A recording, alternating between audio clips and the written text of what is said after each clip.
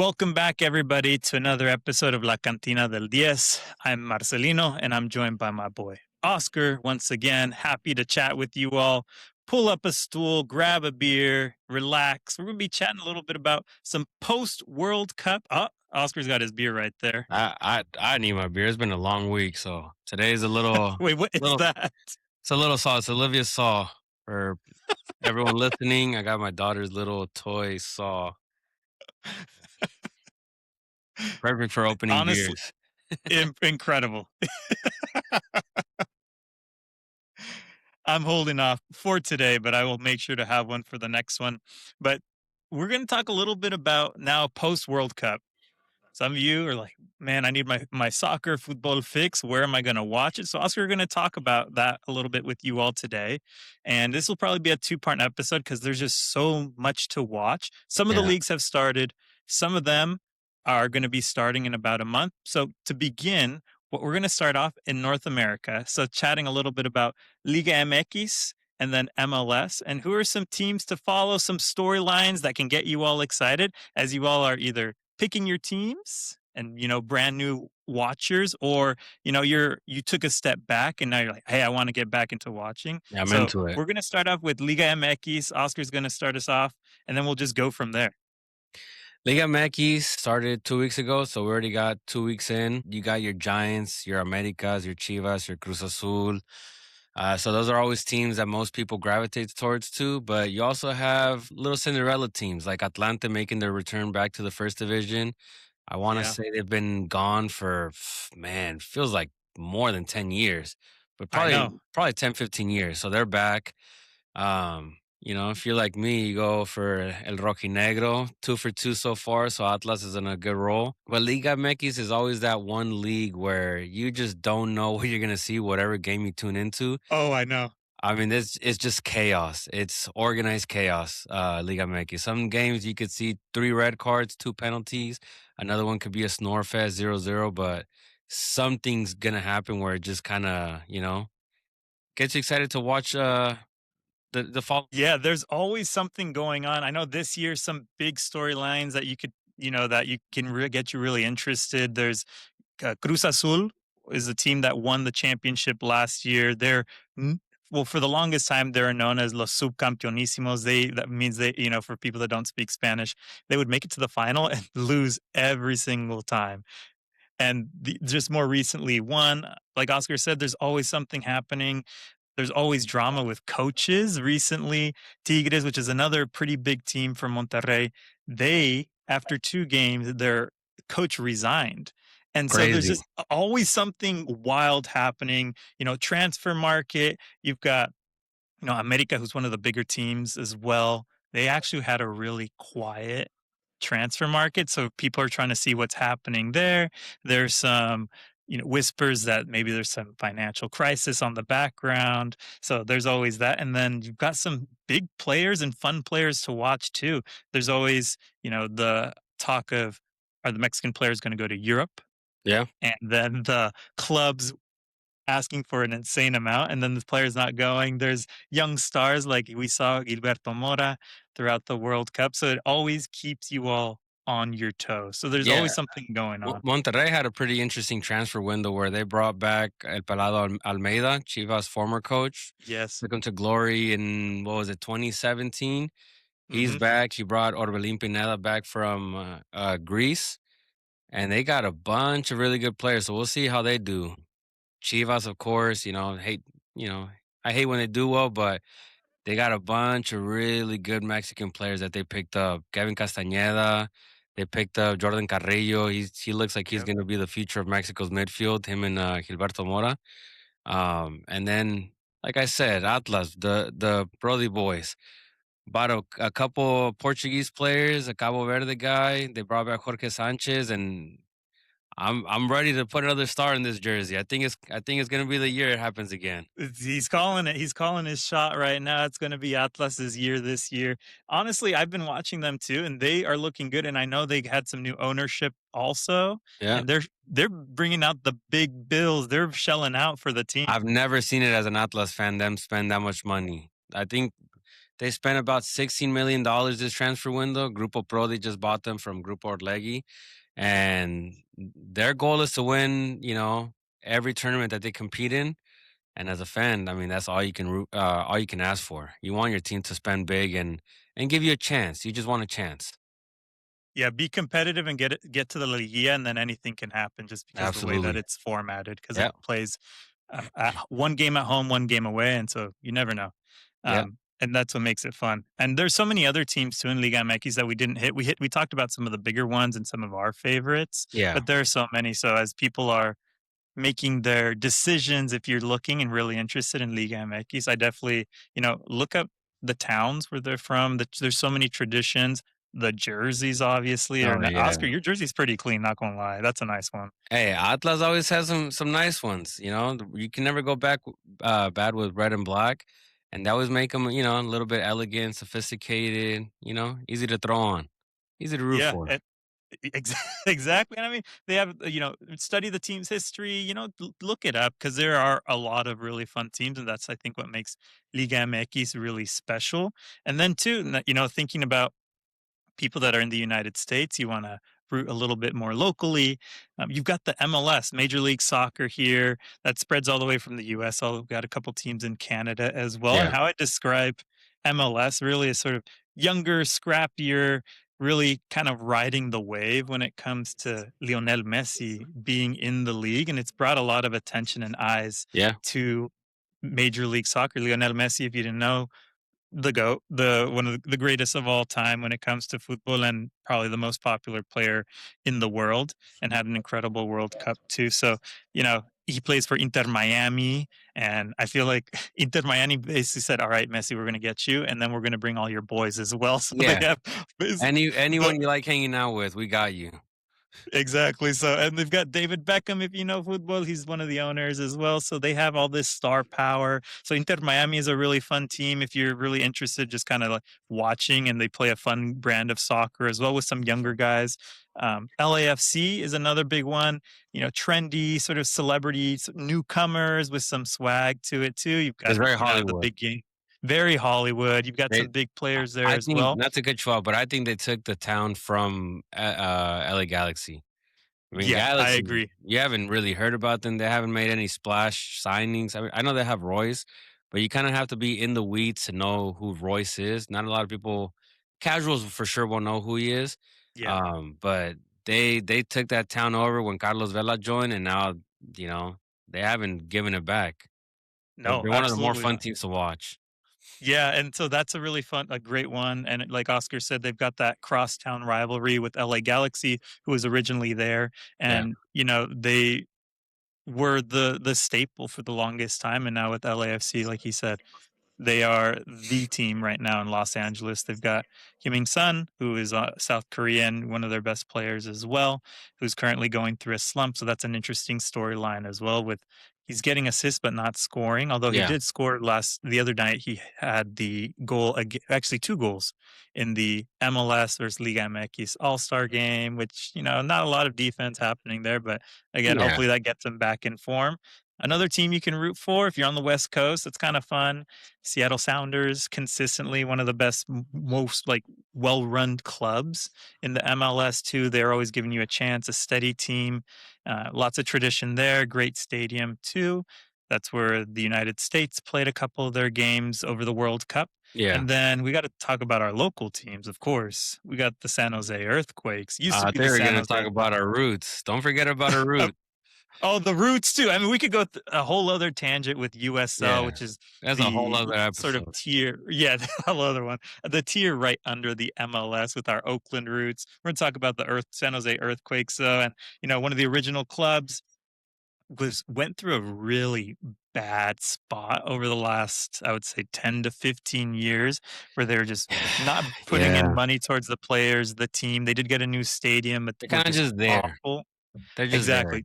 Just there to be there, and Yeah. this year, they with some new ownership recently, they have been spending money. There's something called designated player that each team does, and so the Earthquakes went out and got Timo Werner. which is a player that used to play he's German and used to play in the Premier League and has been Yeah. really doing well. And so you're seeing all these players coming from these sort of larger leagues and then settling into the US, which makes it really fun. So there are players like Messi, like we mentioned, Luis Suarez is another Griezmann, one. Griezmann, who just Griezmann came with over to Orlando. Orlando City. He's in Hey, Orlando he right looked now. nice in MLS. He's looking really so Yeah, again, this they if you are really interested and the World Cup got you, pumped about soccer, MLS is a really great option if you're in the United States and wanna watch some fun football. Lewandowski as well as another one, or how did Lamine Yamal's little brother call him? Lamowski? yeah, Lamowski, where did he go? Chicago? Lamowski's in He was in Chicago.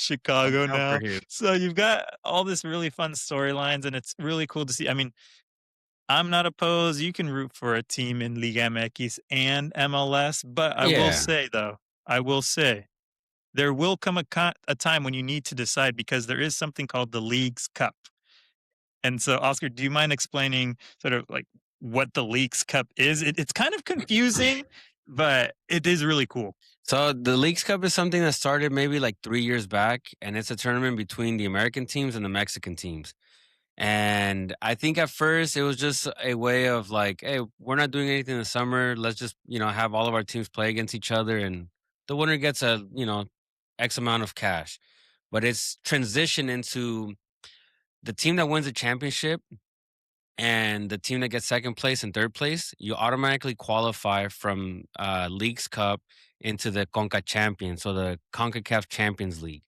And that's a tournament that every team in North America wants to win because that gives you the right to play in the Club World Cup. So differently Mhm. from the World Cup, this is just club team. So you get the champion of the Champions League in Europe, Asia, Africa, South America, North America, and Oceania.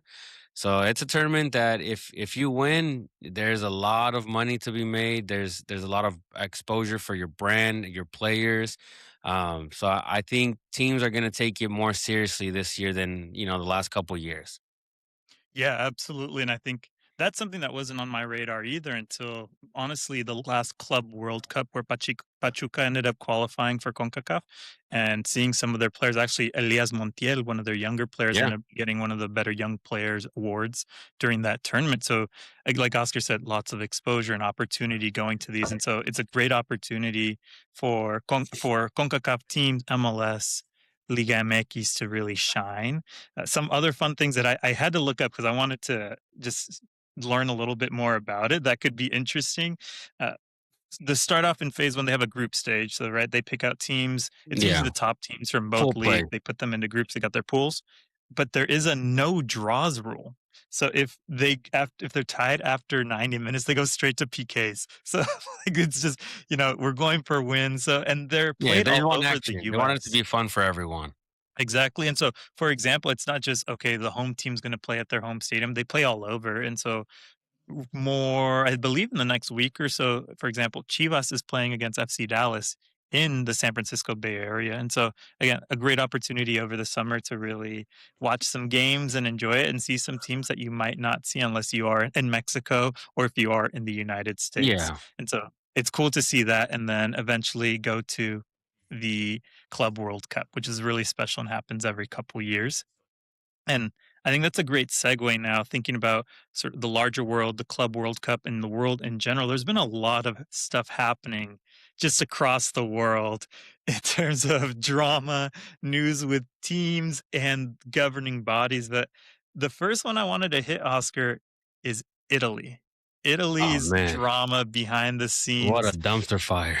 Oh my gosh. I mean, just at first glance, you're like, "What the heck is happening?" Yeah, I mean, Italy, sort of just to give you a history, if you're not familiar with the Italian national team when it comes to football, they're one of the most successful teams of all time with 4 World Cups. They've always been known to be a favorite, and they failed to make the last 3. The last one they got made, it three. was in 2014. Yeah. And so right now, they're going through a big changing of the guard, and Oscar, do you wanna talk a little bit about what sort of happened behind the scenes, at the end actually, in the last week or so, this happened.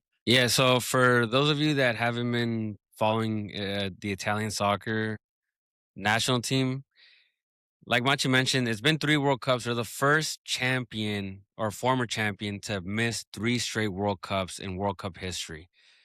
That is already unprecedented. They got rid of their coach. They started having rumors of, potentially Pep Guardiola is going to come, Ancelotti is going to leave Brazil. I mean, name a top coach. He was rumored to go to Italy. Hmm. And they settled with Andrea Pirlo, former, great Italian midfielder. And because of some political pullback, let's just call it that, he got his offer rescinded from the national team. And that Yeah. caused Paolo Maldini to leave the director seat from Italian soccer. And he was there for, I want to say, 16 days. Pirlo was the coach for maybe a day. I don't even think he signed his If that. contract. Yeah. So they're coachless. I don't know if it's official already, but Roberto Mancini looks like he's going to be the man in charge. I think he's going to, do good. Obviously, he knows the players, he knows the league. He's already coached them a couple times. So I'm sure that's not going to be a problem, but it's just a bad look when you have no project, you have you have no base for a team. There's no structure. Yep. Everyone knows Donnarumma, but other than that, I mean, Italian players, there's no player where you could say like, oh, this guy's class. They're Yeah. kind of It's just been average at this point. It's been a long time where I can say off the top of my head, "Oh, yeah, this Italian player is top in their position," and that used to be a mainstay, like you said. Maldini, who was the technical director, who ended up quitting after 2 weeks. He was a world-class defender, Andrea Pirlo, and so there You is don't have this a lack. Totti, Mhm. Gattuso, All Del these Piero. They're gone. there yeah, these generational players who really set the tone when it came to this Italian team are just not there, and it's really hard to see it. It's sad because you want your big teams to be there in the World Cup because it Yeah. makes it that much more dramatic, and seeing that there's such and it goes so deep and so far.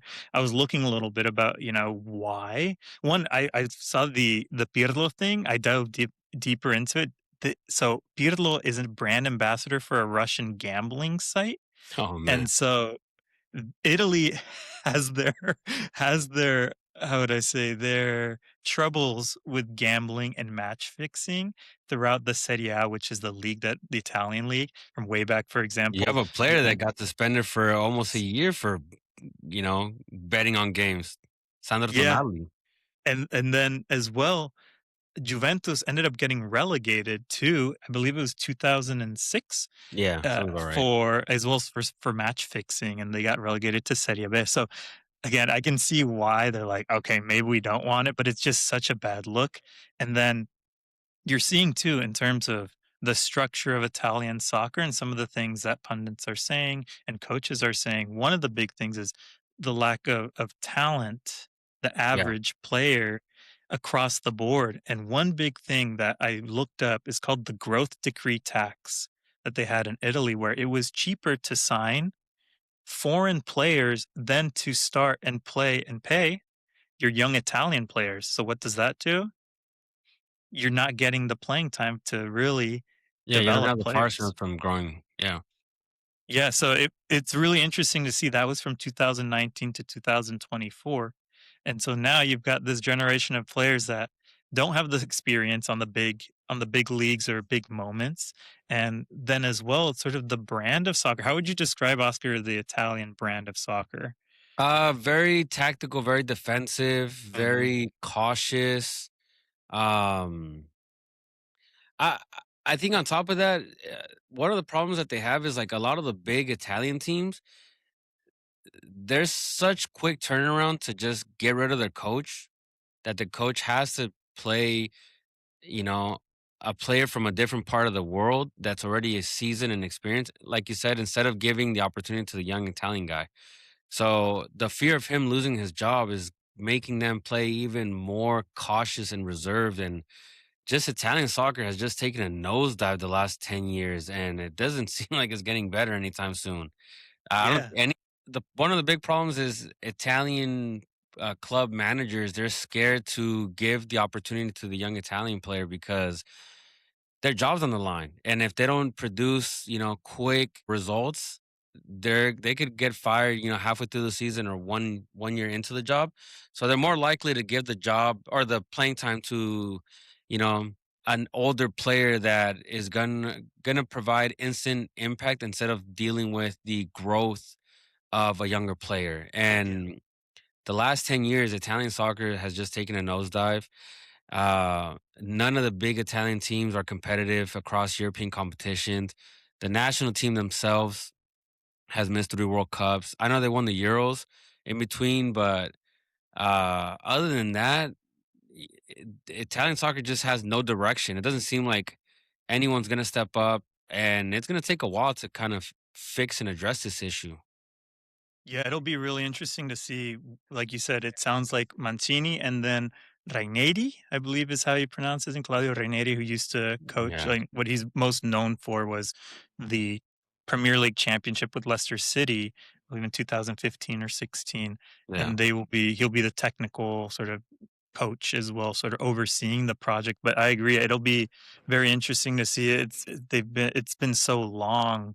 How can you in 4 years can it be done, or is it going to be really an 8 year project potentially to get them where they're at? There were things too that I read also about Robert Baggio, who was a famous Italian oh yeah, striker who wrote like an 800, 900 page plan for Italian soccer to get them to the top as again.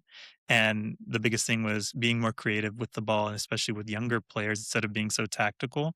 And so I hope that they can really get back to that and get back to that world prominence because world soccer just looks so much better when the Italian teams and the Italian league is doing of well. course, yeah. But And without the Italian teams, it takes away from obviously you want them in the World Cup. But other than that, like Juventus, AC Milan, Inter Milan, Roma, Lazio, like Atalanta, all these teams have huge followings in the US and across the world. And it mhm, sucks to see these big clubs it almost feels like they're your run of the mill, 10 and below at, La Liga or EPL. Like they just seem like they're normal teams now. They've kind yeah, of lost their aura that they had before. And it sucks. Hopefully, they could fix it. It's kind of a wake up call to a lot of countries around the world that if you stop developing players, you can become Italy faster than you think. We saw the U.S. miss the World Cup. Mexico's been shaky for some of the World Cups, and yeah. hopefully it's a wake up call to say bet on yourself and make sure you always got a pipeline of players coming out. Yeah, yeah, and I when I think of it too, like you just mentioned, in terms of that pipeline of players and developing players, I really think because we watch it so closely is about the Mexican national team and how as well, there used to be in the Liga MX, you had to play your young players a certain amount of time, and that was to ensure that they got the playing time and developed. And now, again, there's an influx of foreign players. Yeah, I mean, at the end of the day, these clubs they got to make money. They're trying to win. And so, what's easier, developing a young player and they may or may not get better, or there's this foreign player? There's been an influx. I've seen like Argentine players, Ecuadorian players, Brazilian players come to Liga MX and they're doing pretty solid and they're good. Let's go with that instead. And long term, we don't want to end up not being able to qualify for a World Cup or taking that big step back. So it'll be really interesting. And well, hopefully the team's good. yeah, like AC Milan. I mean, Luka Modric is still quality. Don't get me wrong. He just showed you in the World Cup. He's still really good, but Hmm. he's pushing 40, and he's Yeah. gonna play at least one more season. Can he, still be a fixture on your team? Of course, every player can learn from Luka Modric, but why not give the opportunity to a young Italian midfielder to prove himself? That player is not going to have a chance for at least one more season to play on the top team because you have to play a player like Luka Modric who's gonna sell you jerseys. He's gonna get some people to come, tune in, and it just stumps the growth of these young players. You can never take the next step because there's always an older player kind of blocking their path. Yeah, and I mean, I think that really translates well to not just the emphasis of the club, win and make money. And now we're seeing this too on this larger governing scale on another big scandal Oh across the world man. with FIFA, with Gianni Infantino as well, if you want to hit on that too while you're still going. Uh, I don't even know where to start. It's so shameful what he's doing. I don't think we realized what corruption was when we had Sepp Blatter. Like he was bad himself. He kept it You know, on the down low. yeah, he does it on the side. Accept bribes underneath the table for the World Cup bidding, but nothing out of the ordinary. Infantino is basically asking every team to pay, what was it, $40 million, so that they can have the right to get money back from the World Cup. And then on top of that, he's trying to have private firms uh gain money from the World Cup. Like this, the World Cup has always been what sustains all the competition across the world. It's where you get Yeah. money for your U17 World Cup, your U20 World Cup, your Women's World Cup, and the revenue that generates from the Men's World Cup is supposed to last you 4 years. It's not supposed to go for a private firm from America or a different part in the world. It's supposed to be to help grow the game across the world. And just what he's doing, where it's all about money, it's all about greed. It takes from the game. It puts a stain on the game, and I'm happy all the countries, all the governing bodies across the world are stepping up and saying no, like enough. If you do this, we're out. And if UEFA sits out, that's not a World Cup. If Yeah. CONCACAF sits out, that's not a World Cup. So I think it's time for Infantino to step down. He's done enough from the Balogun red card where he was cozying up to Trump, to now this where it's flat out just let's make as much money as possible. Like enough. Like the people don't want it. The countries around the world don't want it. So why are we gonna let a couple people kidnap the game that we all love? This is the people's game, and it's become the corporation's game. And Yeah, we hit that. I think people are finally fed up with it. Yeah, we talked about that quite a bit last episode about the loss of the game and the spirit of the game, and this is a perfect example of what's happening. I looked this up as well because I just wanted to see more.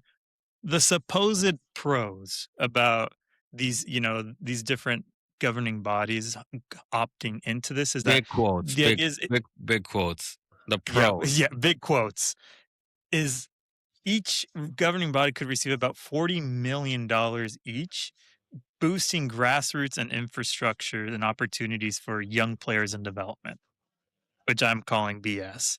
And then as well, it helps to the growth of the game as well, supposedly by having different streams and avenues when it comes to these different fundings instead of it just coming from certain games. And but the cons are just too much in terms of like again, the water break stuff. There's just probably going to be more in terms of No, developing more commercial breaks. yeah, for There's sure. the pricing out of just the regular fans as well. Again, going back to it, if you're gonna be, looking at what's dynamic ticketing, I believe it's called, Yeah, like, that's dynamic probably ticketing gonna pricing. happen more, and Yeah. so those prices of tickets are gonna price people out, and then how are you making money? Well, it's watching the players play, and you want the players to play as much as possible, so what's gonna end up happening? You're gonna end up scheduling them more, which is gonna lead to burnout and injury, so it's just across the board a terrible idea, and like you said, I'm so glad that these different governing bodies are stepping up and, putting a big no to it. And just to give some context, Oscar mentioned UEFA, which is the European governing body, and then CONCACAF, which is being North America.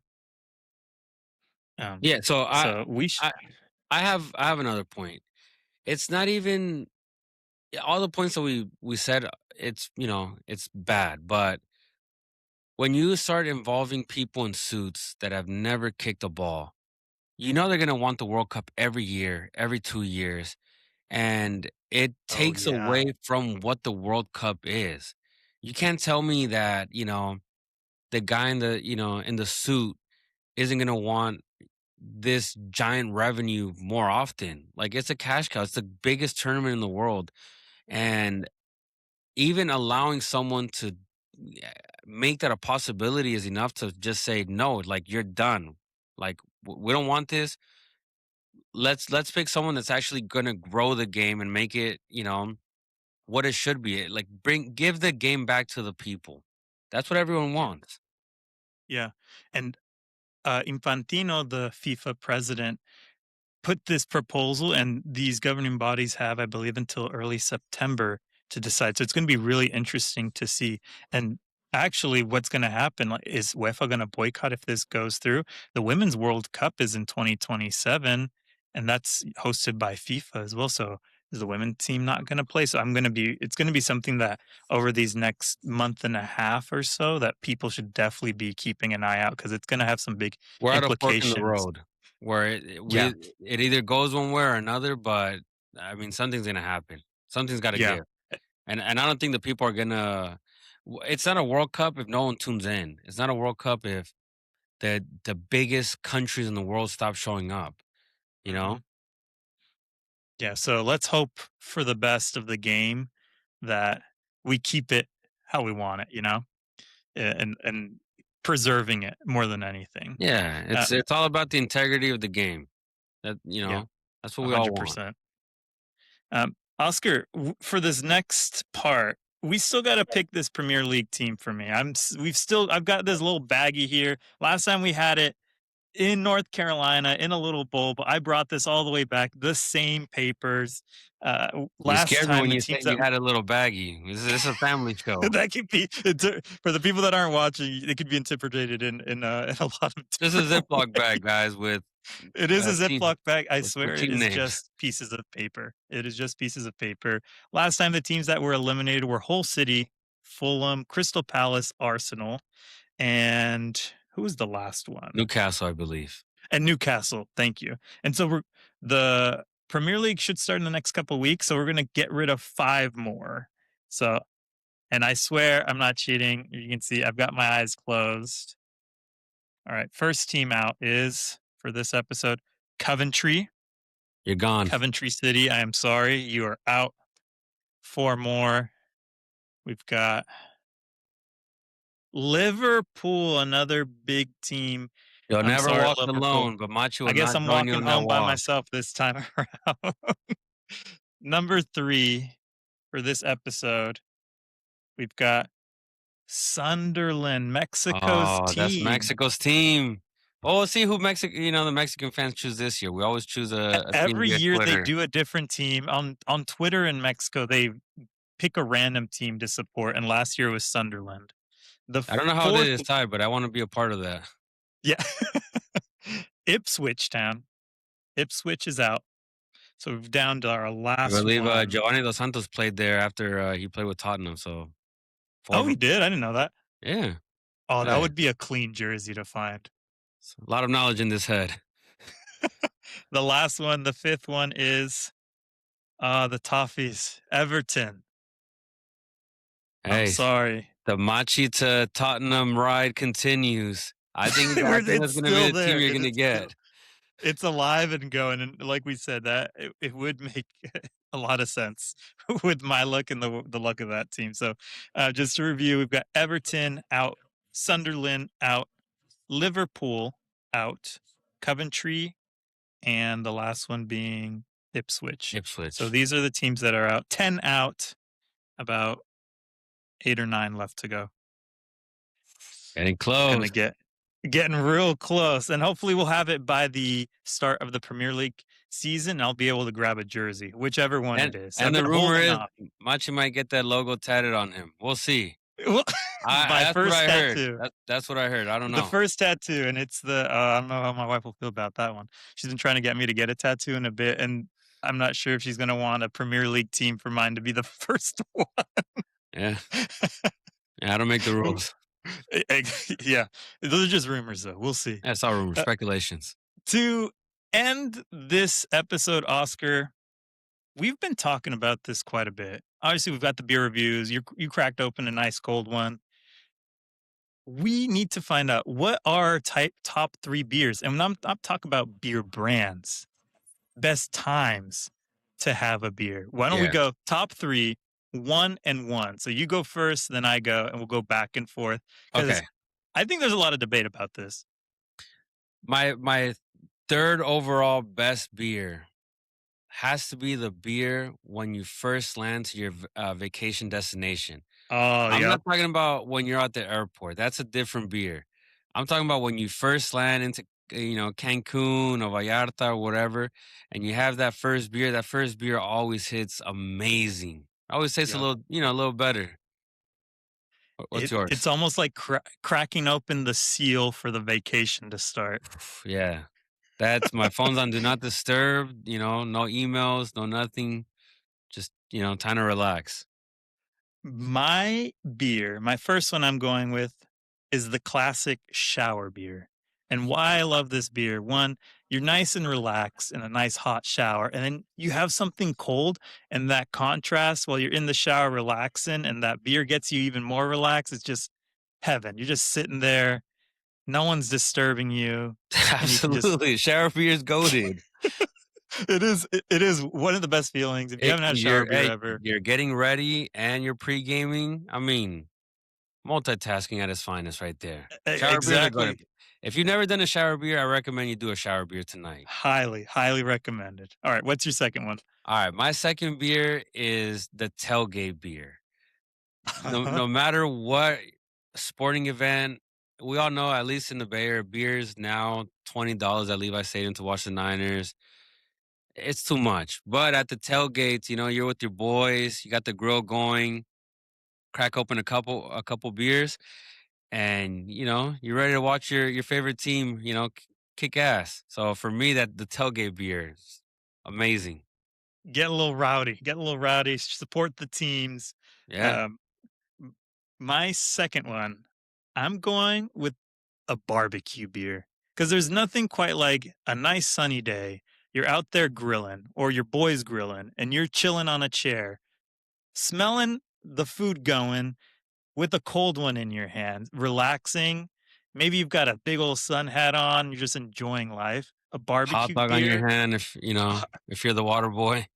the water boy and, Adrian from Seattle, go glizzy on the side. Absolutely. Can't go wrong.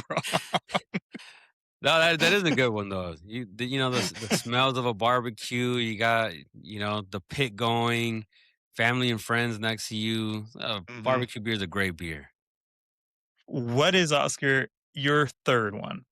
All right, gotta save best for last. I kind of mentioned in one of the episodes previously, but the best beer for me is the third beer. It's very niche. You kind of have to be in the weeds for this one, but the third beer tells you where the night's going. Yeah. At the third beer, we're either gonna pack it up and we go home, we're gonna go a little harder and one beer turns into seven. So the third beer kind of tells you what way, what the boys want to do and where the night goes. So it's the goaded beer of all times, the third beer. I've had great evenings and nights after the 3rd beer, so it sets the tone. It really Yeah, does set the tone. absolutely. My 3rd and final, like, favorite time to have a beer. If you are big into hiking and being outside, my favorite one is the post-hike beer. You've been outside all day. Again, being outdoors, you've been walking, maybe saw some great sights, and then you're exhausted and you just need to sit down and relax. And an ice cold beer after you've been sweating just really hits and like this scratches this itch in my body and my brain that's just like, you can relax, go home and shower after this. Maybe you have a shower beer as well after. Hey, Who knows? I don't Just double know. the fun. But the post hike beer and it just you sit down, relax, maybe with a big old cheeseburger as well to compliment. I can't go wrong, honestly. Yeah, that is a good beer, but I don't think it's as good as the 3rd one. You know, it's Maybe if I had something the it's just something about the 3rd beer where, you know, it tells you, you know, how the night's gonna go, and yeah, every time you have a beer with the boys, the 1st beer, you know, it's a freebie, it doesn't count. 2nd one, you know, alright, now I'm warming up, and then the 3rd one kinda tells you, "Alright, buckle up because it's gonna be a long night," or, you know, "Go home." my perfect order would potentially be barbecue beer to start off. It gets into the evening, shower beer to get ready to go out, and then 3rd beer once you're out, and then here we go. That's my order. Yes, sounds pretty good. All right. Well, Oscar, now I might have to go have a beer after this. I know you've been sipping on yours, but thanks again. Another great episode. Thank you to everybody who's been listening. We appreciate you tuning in. You know, crack open a cold one for us this weekend as well, and we'll check in soon enough. Got it.